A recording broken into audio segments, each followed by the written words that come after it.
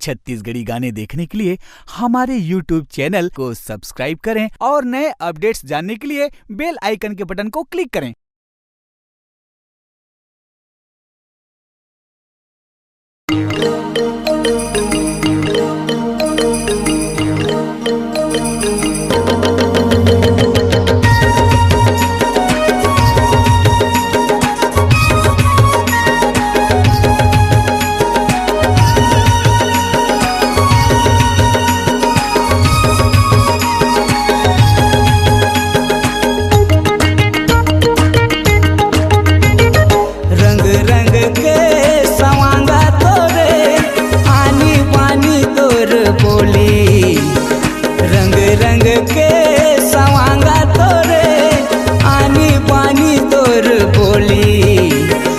तोर दीवाना हरे तोर दीवाना तरसा जन मोला दीवानी।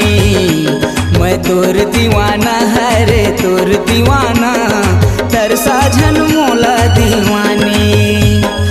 रंग रंग के सवांगा तोरे आनी पानी तोर बोली। मैं तोर दीवाना हरे तोर दीवाना तरसा जन मोला दीवानी।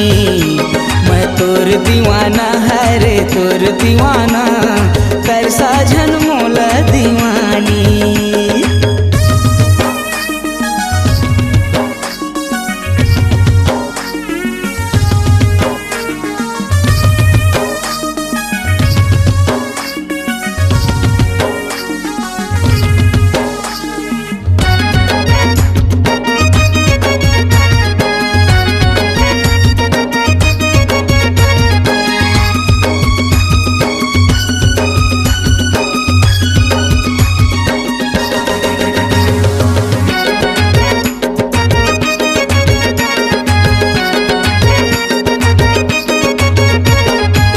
मन ला मिला ले दिल ला मिला ले कर मन चाहूँ तो ला सर पूजा वाले।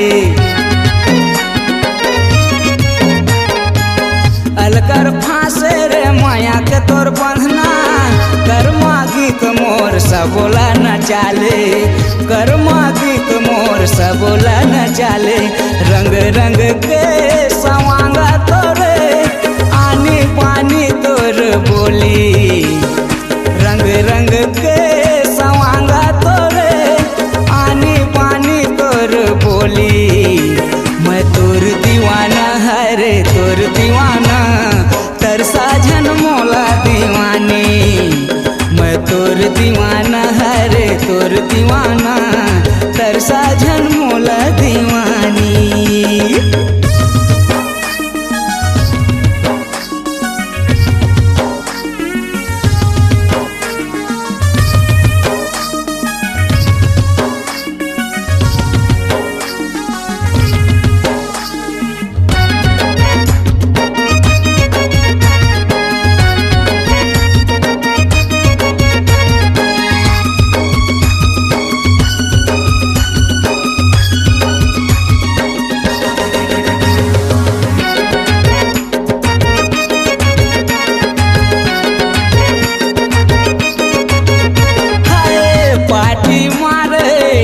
तेल गजरा हाथ मा कंगना तोल खोसा के लुगरा।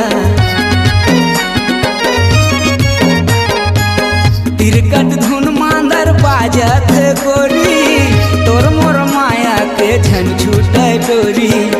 तोर मोर माया के झन छूट डोरी।